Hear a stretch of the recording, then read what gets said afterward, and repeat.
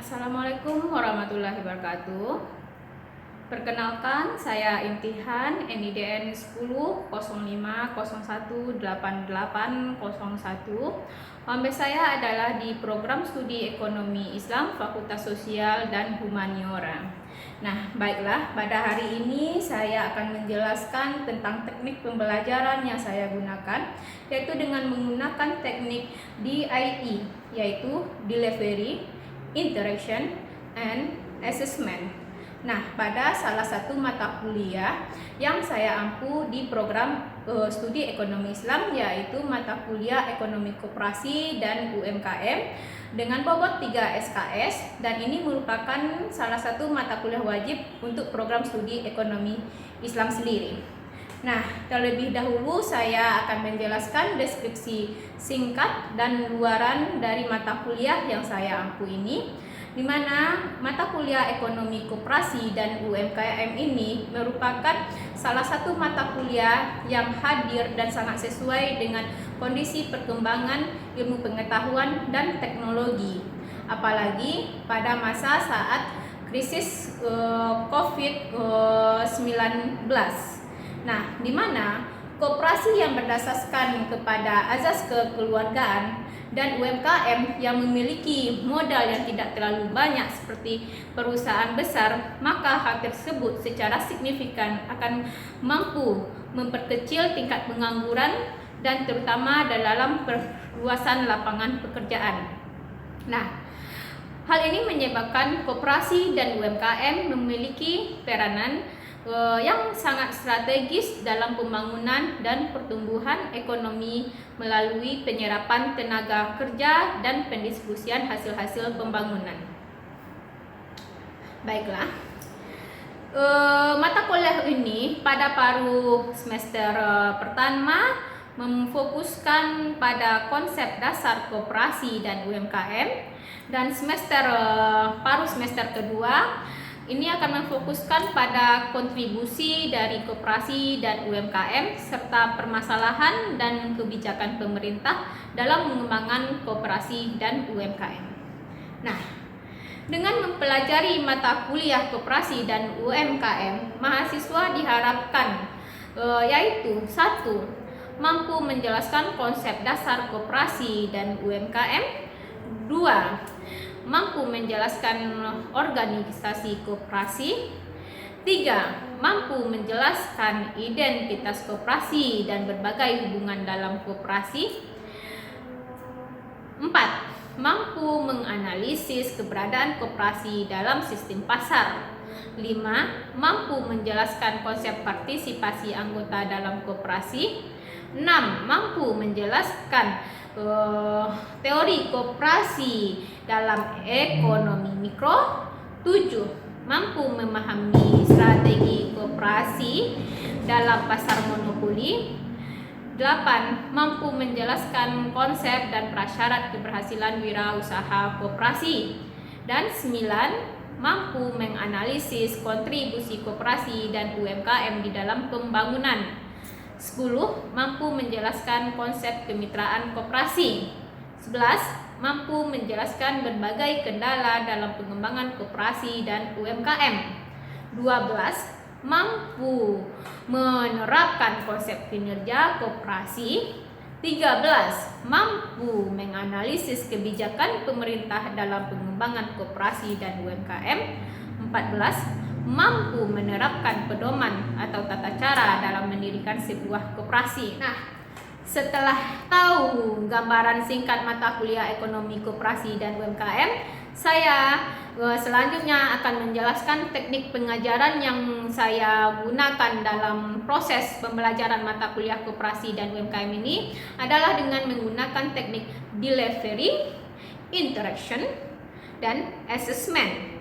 Nah, di dalam teknik delivery ini saya akan menyampaikan materi perkuliahan kepada mahasiswa, yaitu dengan menggunakan presentasi, dengan menggunakan video, interaction. Nah, di dalam interaksi ini yaitu bagaimana cara saya berinteraksi dengan mahasiswa ini, yaitu pada di saat proses pembelajaran tatap muka saya menggunakan sistem diskusi, dan saya melemparkan beberapa pertanyaan yang sesuai dengan kondisi realita dan fakta di lapangan, dan dengan cara memberikan motivasi dan apresiasi terhadap mahasiswa, dan juga dengan menggunakan WA group. Nah, dengan begitu akan terjadilah proses pembelajaran dua arah. Nah, setelah itu asesmen, yaitu bagaimana cara saya menilai mahasiswa ini. Cara saya menilai mahasiswa ini yaitu pada awal pertemuan saya memberikan kontrak perkuliahan, di mana di dalam kontrak perkuliahan ini ada kesepakatan antara dosen dengan mahasiswa terkait dengan sistem penilaian yang diberikan kepada mahasiswa. Nah, adapun di dalam sistem pembobotan nilai yang saya berikan kepada mahasiswa ini yaitu adalah dengan pemberian bobot untuk setiap poin kehadiran, UTS, UAS, dan presentasinya, baik itu post test dan juga pre testnya. Adapun rinciannya yaitu adalah sebagai berikut, yaitu kehadiran 15%, tugas 20%, UTS 20%, UAS 30%, kuis, pre test, dan post test 15%. Berikut cara saya melakukan proses pembelajaran di dalam kelas dengan menggunakan pertemuan langsung kepada mahasiswa untuk mata kuliah koperasi dan UMKM, dan ini dilakukan secara langsung, dan selamat menyaksikan. Waalaikumsalam warahmatullahi wabarakatuh. Selamat siang anak-anak semua. Siang, Bu. Apa kabar? Alhamdulillah baik, Bu. Nah, sekarang sebelum kita masuk ke dalam materi perkuliahan, Ibu akan mengambil absen saudara dahulu. Nah, kira-kira siapa yang tidak hadir pada pertemuan kita hari ini? Henry Tommy, Bu. Siapa? Henry Tommy. Iya, Bu. Oke, selanjutnya kita belajar kemitraan usaha. Siapa yang masih ingat apa itu kemitraan usaha? Ayo, yang masih ingat apa itu kemitraan? Mitra usaha. Mitra usaha itu sama dengan relasi usaha, Bu. Sama dengan Ya, relasi. mencari relasi usaha. Nah, oke, bentar. Ada yang lain? Sama. Nah, jadi pada pertemuan sebelumnya kita sudah belajar mengenai kemitraan usaha. Dan pada pertemuan hari ini kita belajar mengenai apa? Topik kita akan kita pelajari pada hari ini. Tentang apa? Topik kita hari ini tuh tentang kendala pengembangan koperasi dan UMKM. Nah, kendala pengembangan koperasi dan UMKM. Nah, kendala dalam pengembangan koperasi dan UMKM. Adapun tujuan pembelajaran kita pada hari ini yaitu capaian pembelajaran kita pada hari ini, mahasiswa yaitu saudara mampu menjelaskan berbagai kendala yang dihadapi oleh para UMKM dalam upaya pengembangannya. Nah, siapa yang telah membaca artikel yang Ibu bagikan kemarin? Sudah, Bu. Ya, siapa Nifa? Nah, ya Nifa? Ya, Bu. Ya, apa aja itu artikelnya? Artikel yang pertama itu tentang analisis tingkat pendidikan dan sumber daya modal sebagai upaya pengembangan UMKM. Yang kedua tentang analisis pendidikan dan pendapatan dalam upaya pengembangan UMKM di Kota Padang. Dan yang terakhirnya tentang pengaruh kualitas produk, harga dan citra merek terhadap kemasan menjadikan hasil Kota Padang. Oke, berarti ada 3 artikel yang telah kita pelajari yang kita bahas kemarin. Nah, pada penelitian Ibu yang tahun 2017 itu terkait tentang apa? Tentang pendidikan dan sumber modal, Bu. Apa? Modal. Ya, Berarti modal itu yang 2017. Ya. 2018 penelitian Ibu tentang apa? Pemasaran. Nah, di sini saudara telah membaca 3 artikel studi kasus yang telah Ibu bagikan. Adapun pada pertemuan saudara hari ini, saudara harus mampu memahami apa itu kendala-kendala yang dihadapi oleh para UMKM dalam upaya pengembangannya. Di sini ada 5 topik yang harus saudara pahami, yaitu apa aja? Modal, pemasaran, bahan baku, teknologi, dan manajemen. Ayo satu-satu. Siapa ayo satu? Silakan, Iil. Ada 5 yang pertama tadi modal, kemudian pemasaran, kemudian bahan baku, kemudian teknologi, kemudian manajemen. Nah, kemudian manajemen. Nah, di sini Ibu telah meminta saudara juga pada pertemuan sebelumnya untuk dapat memahami topik kita pada pertemuan hari ini. Nah, kita pertama akan kita bahas itu mengenai modal ini. Siapa yang dapat menjelaskan kepada kita semua apa itu kendala yang dihadapi oleh UMKM terkait mengenai modal ini? Silakan. Ya, Bu. Nah, silakan pertama yaitu modal. Modal, Bu. Modal.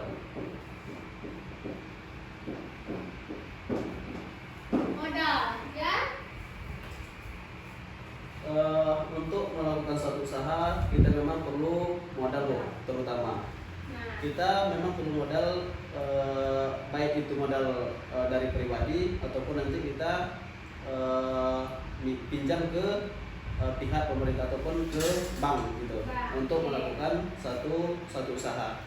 Tapi karena di bank agak sulit untuk memperoleh data ataupun persyaratan-persyaratan, maka UMKM ini ataupun untuk melaksanakan satu usaha akhirnya dengan modal pribadi sendiri dulu.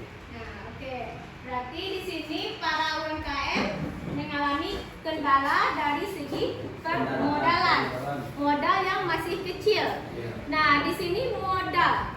Misalkan tadi yang Ibu tangkap dari IIL tadi ada masalah modal terhadap suku bunganya. Iya, Bu. Nah, suku bunganya ini kalau sekiranya kita meminjam ke bank, biasanya suku bunganya gimana? Suku bunga di bank. Ada bunga? Ada, Bu. Ada. Gimana? Tinggi. Oke, Nifa. Tinggi ya. Nah, kalau para UMKM meminjam ke bank dan dikenakan bunga yang lumayan tinggi, bagaimana nanti terhadap produk para UMKM kita ini? Itu agak sedikit menyulitkan bagi pengusaha itu Nah. sendiri, Bu. Nah, benar.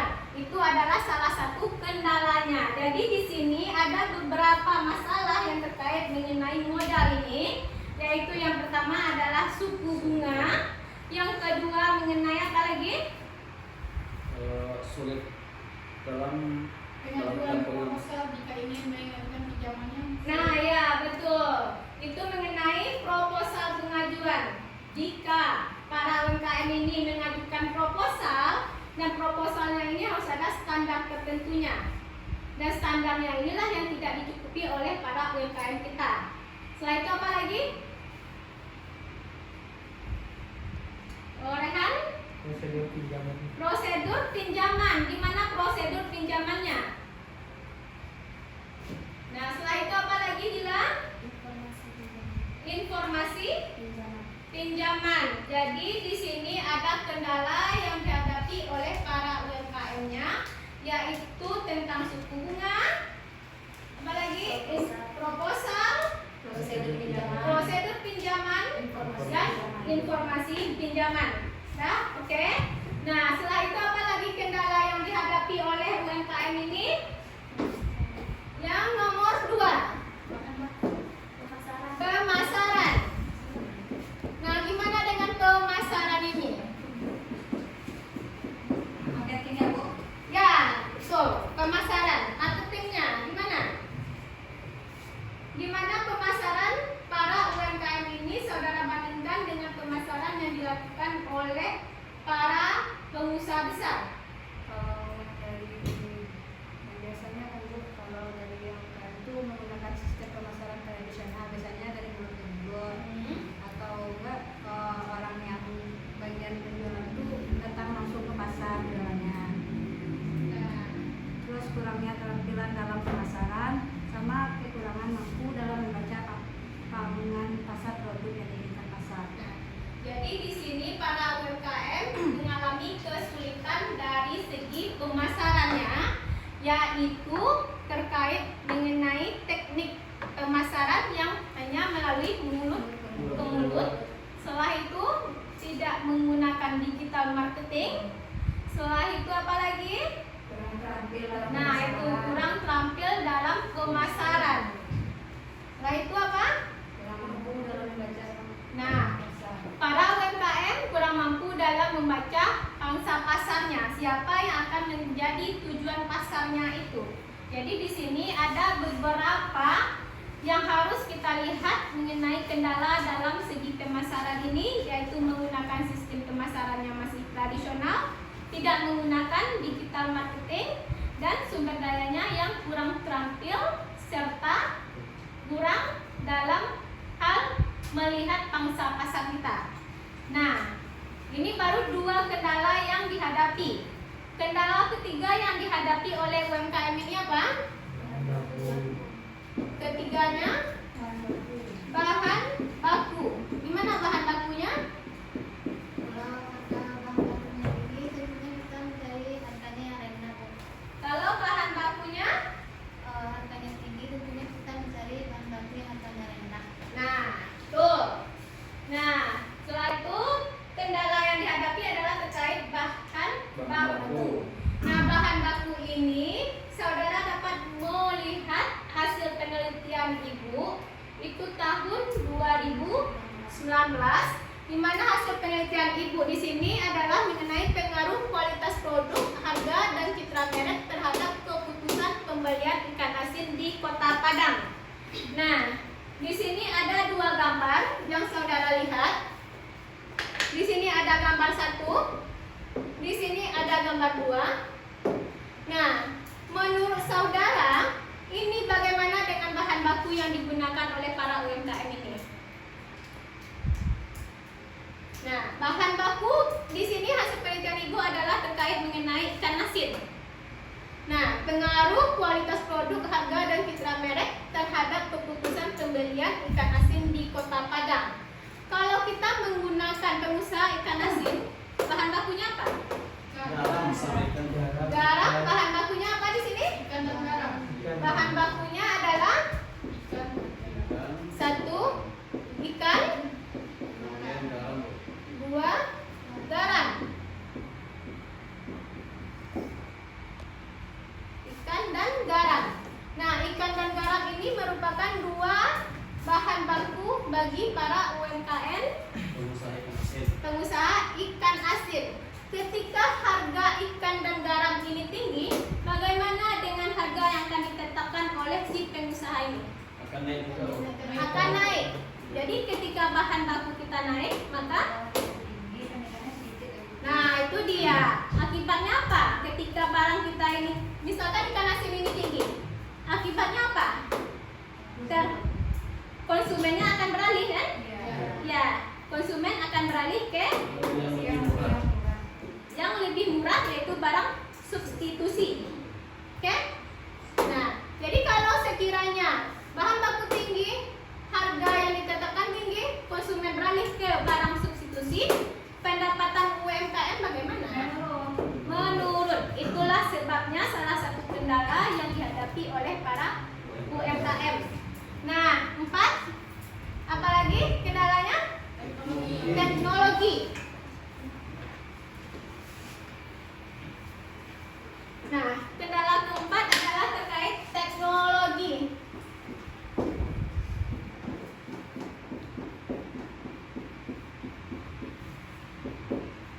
Nah, teknologi. Di sini saudara bisa melihat gambar 1, gambar 2. Siapa yang bisa menjelaskan apa perbedaan antara gambar 1 ini dengan gambar 2? Perbedaan ya? Iya, silakan. Untuk gambar 1 bisa kita lihat di situ masih menggunakan tenaga manusia ataupun masih menggunakan alat-alat tradisional, dan kemudian di situ juga menggunakan alat-alat yang sederhana. Nah, ya, ini gambar dan 1. gambar yang kedua, Gambar kedua, di situ bisa kita lihat bahwa sudah lebih maju, sudah lebih maju dengan teknologi yang sangat tinggi, bisa diproduksi lebih memproduksi lebih banyak Bu daripada yang gambar sebelumnya. Gambar sebelumnya karena manual, satu hari misalnya bisa memproduksi 2 atau 3 pagar saja. Ini gambar Sedangkan yang gambar 2 di satu hari bisa memproduksi 3 kali lipat dari yang sebelumnya. Nah, itu salah satu akibat dari teknologi. Nah, kita UMKM berada pada gambar 1 ini seperti yang dibilang oleh teman saudara Iil, kita berada di nomor 1. Yo. Sementara PT perusahaan besar itu berada di nomor 2. Nah, ini sesuai dengan penelitian Ibu yang dilakukan itu pada tahun 2018 dan 2019. Di mana itu terkait tentang pendidikan dan upaya pengembangan UMKM. Dan tahun 2019 juga itu terdapat pengaruh kualitas produk, harga dan citra merek terhadap keputusan pembelian ikan asin di Kota Padang, di mana ini dipengaruhi oleh tingkat teknologinya.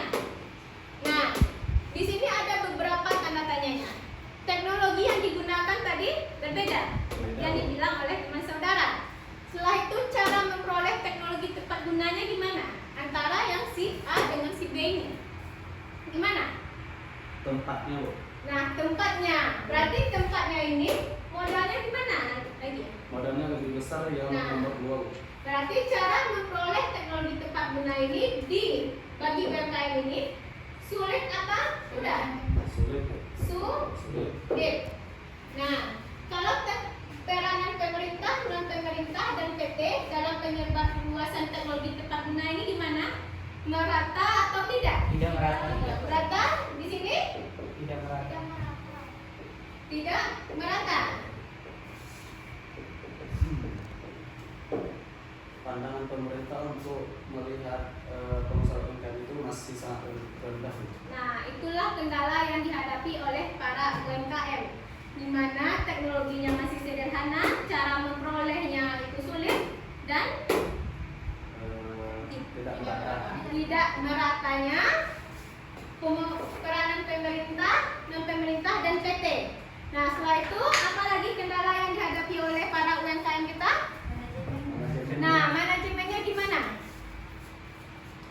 Gimana manajemennya?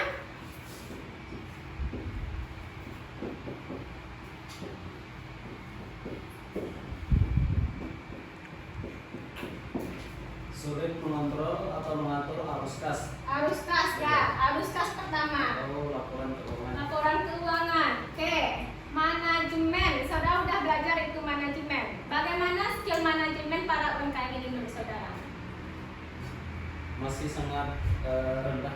Masih sangat Terutama rendah, oke. pertama waktu, Nah, setelah itu kemudian disiplin, kemudian tadi yang saya bilang tadi sulit mengontrol atau mengatur arus kas ataupun laporan keuangan. nah, bentar ya, Iil. Bagus sekali jawaban saudara ya. Ada pertanyaan saudara terkait yang dijawab oleh teman saudara Iil? Setuju atau tidak dengan pendapat temannya? Setuju. Jadi di sini kendala yang dihadapi oleh UMKM terkait manajemen itu pertama adalah skillnya, kemampuan manajerialnya yang masih kurang. Nah, sehingga sulit menyusun strategi bisnisnya. Setelah itu apa lagi? Sulit mengontrol. Mengontrol arus kasnya, sehingga si UMKM ini mana dia untungnya, mana dia ruginya dia nggak tahu karena tidak ada pengolahan arus kasnya. Pengetahuan juga. Nah, ya itu Bu Mifa, pengetahuan. Ini ada 5, ada manajemen, yaitu pengetahuan termasuk bidangnya mana? Kalau pengetahuan itu kalau dalam manajemen itu harus ada pengetahuan Ah. manajemen terlebih dahulu Bu. Jadi kalau untuk pemerintah diberikanlah sosialisasi Ah. UMKM yang baik. Itu dia ya, pengetahuan skill kita. Makanya di sana ada hasil penelitian Ibu bersama Pak Irwandi juga, itu terkait mengenai pendidikan, di mana keterampilan, pengetahuan, pendidikan itu akan mencakup terhadap aspek-aspek masalah tadi, baik teknologi, baik pemasarannya, baik manajemennya, itu dikomplit sama pendidikannya, keterampilannya. Nah, di sini dari pembelajaran kita hari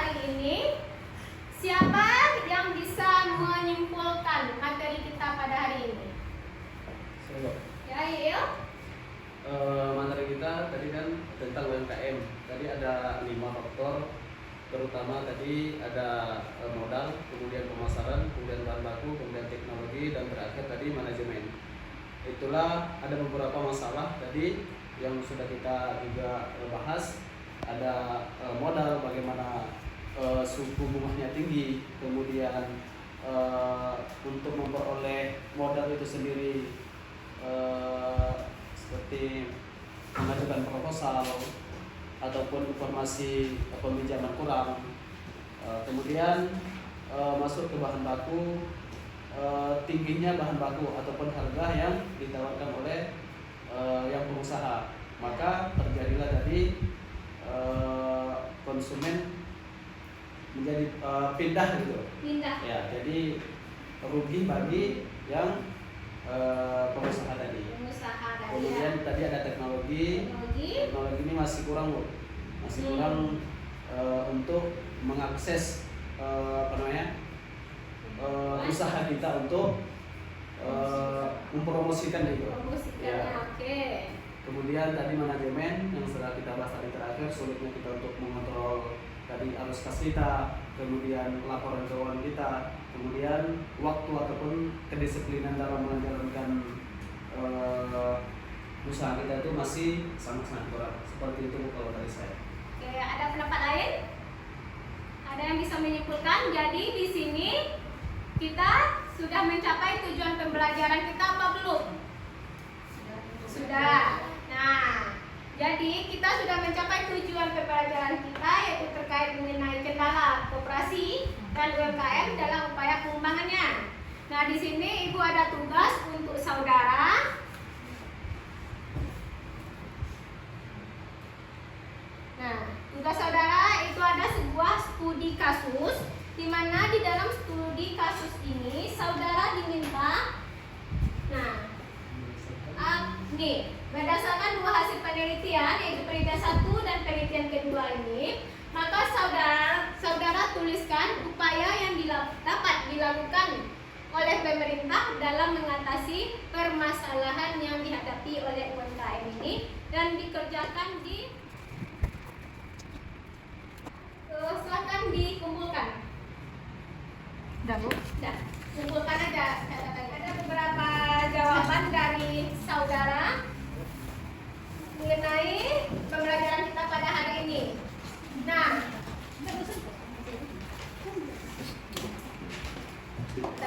setelah berakhirnya perkuliahan kita pada hari ini, nah, mengenai tujuan pembelajaran pada hari ini setelah selesai, dan Ibu minta dan Ibu harapkan agar saudara dapat membaca dan memahami materi perkuliahan kita pada pertemuan berikutnya, yaitu terkait mengenai apa?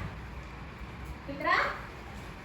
Permasalahan UMKM dalam pengembangan usaha, Bu.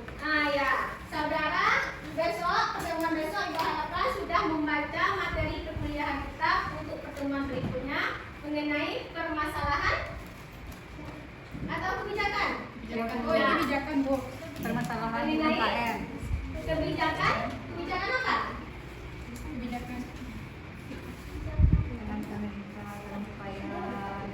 Nah, saudara, Ibu minta pada pertemuan berikutnya untuk dapat membaca dan memahami kebijakan pemerintah dalam upaya pengembangan UMKM. Pada pertemuan sekarang kita sudah belajar mengenai masalah UMKM-nya. Pertemuan besok kebijakan apa yang dilakukan oleh pemerintah. Oke?